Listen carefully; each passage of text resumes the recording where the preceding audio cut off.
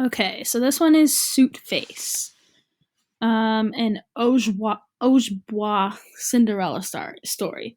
Once an Ojibwa man whose wife had died raised three daughters alone. They lived in a village beside a lake deep in a forest of birch. The sisters were supposed to share the work of gathering firewood, cooking food, and sewing clothes from skins their father provided. The two older girls, though pretty enough, were lazy and bad-tempered. When their father was away hunting, they gave most of the work to their youngest sister. The flames from the cooking fire singed her hair and burned her skin. Sometimes her sisters beat her and smeared her face with ashes. Then they made fun of her and called her Sootface. Poor Sootface's eyes were always sad and tired, but her sisters only gave her more work. At evening, her eldest sister cried, "Hurry, lazy Sootface, fetch some wood to make a fire. Cook the deer meat, for we are hungry."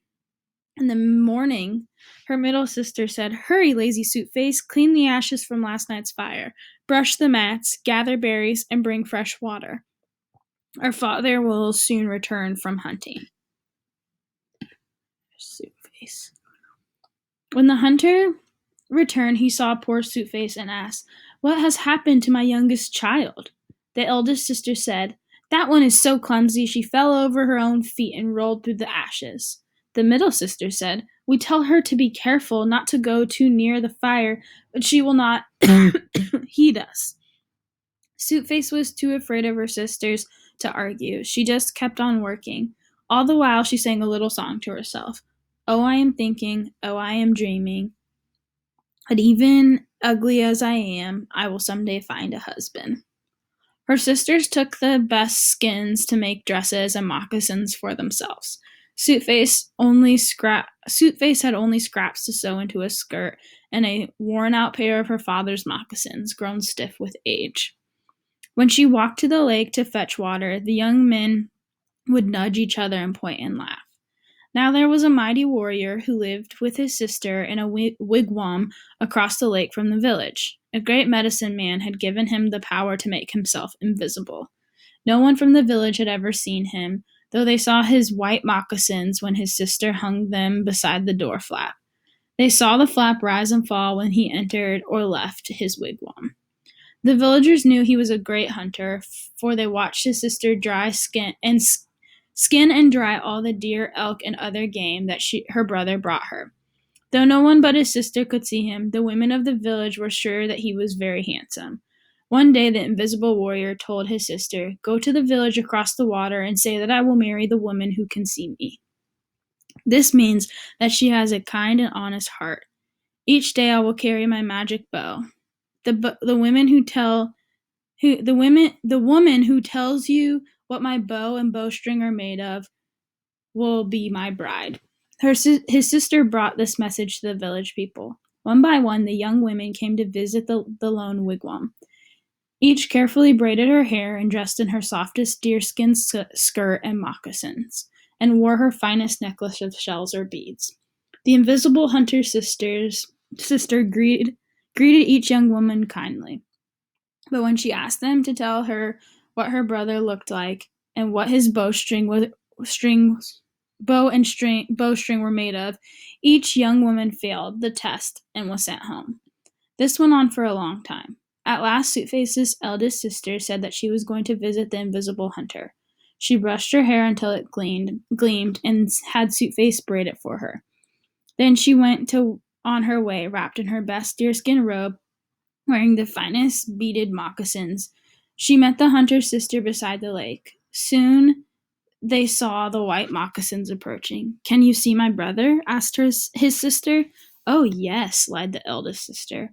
"Of what is his bowstring made of?" "Birch." "And with what is it strung?" "Rawhide." "You did not see my brother," the other woman said.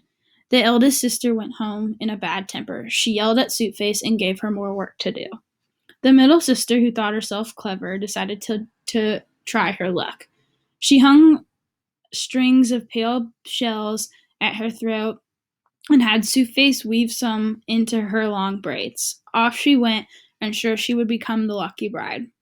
As she walked with the hunter's sister, she saw the white moccasins approaching.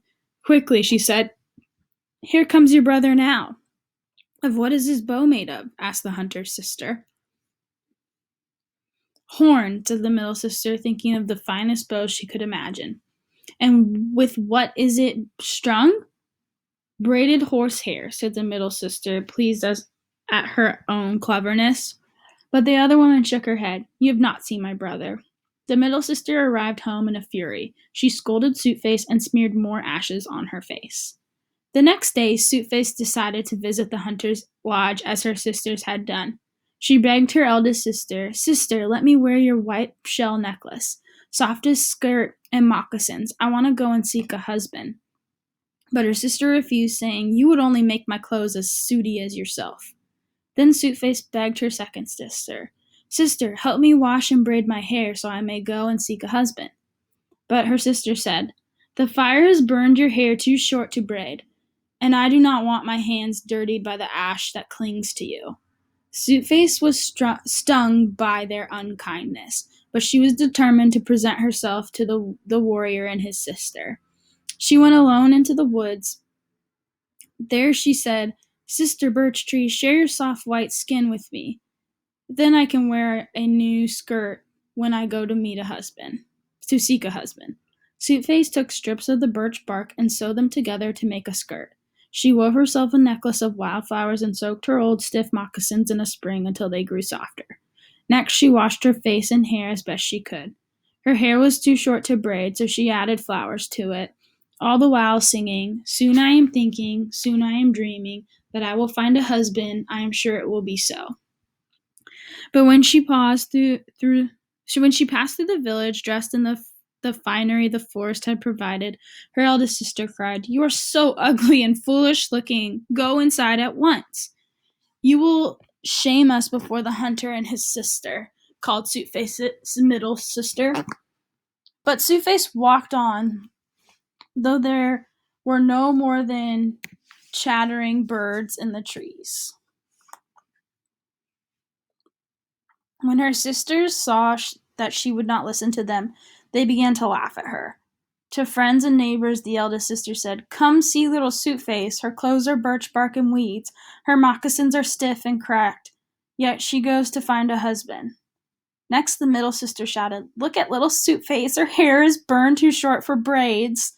The smell of cook fires clings to her. Still she hopes to find a husband." Soon all the village was laughing at her, but the young woman continued on her way, never once looking back. After a time, Sootface met the hunter's sister, who was drawing water from the lake. She greeted Sootface kindly and then began talking. Suddenly, Sootface said, "There is a handsome man walking toward. Do you know him?" The hunter's sister said, "You can see him?" "Yes, he is carrying a beautiful bow." "Of what is his bow made of?" "A rainbow." "And how is it strung?" "With white fire like the Milky Way, the patch of the with white fire like the Milky Way, the path of souls." The hunter's sister embraced Sootface, crying, "You are going to be my brother's bride and my own sister." She led Sootface to the wigwam. Then she poured water into a big pot and mixed in sweet-smelling herbs. Sootface found her hurt and sadness washed away as easily as the ashes from her face. The hunter's sister gave her a dress of soft white buckskin decorated with beads and quill work. Then she combed Sootface's hair with a magic comb that made it long and thick and shiny as a blackbird's wing. This she plaited into braids. "You have made me beautiful," said Sootface, when she looked at her reflection in the pot of water. "Your beauty was merely hidden beneath the scars and ashes," said the other woman kindly. Then she called her brother into the lodge. "What is your name?" the young man asked gently. "Sootface," the girl said, blushing. He smiled and shook his head. "Your eyes shine with such joy that I will call you Dawnlight. Today I will carry a gift of game to your family as a sign of our betrothal." Then his sister said, "Come, radiant Dawnlight, and sit beside my brother. Claim the wife's place by the door flap. From now on, this is your home." And at these words, Dawnlight exclaimed, "Now I am happy. Now I am certain that I have found my husband, my new sister, and new home." They were married soon after. Everyone was pleased except Dawnlight's two older sisters, who had to do all the cooking and cleaning themselves now.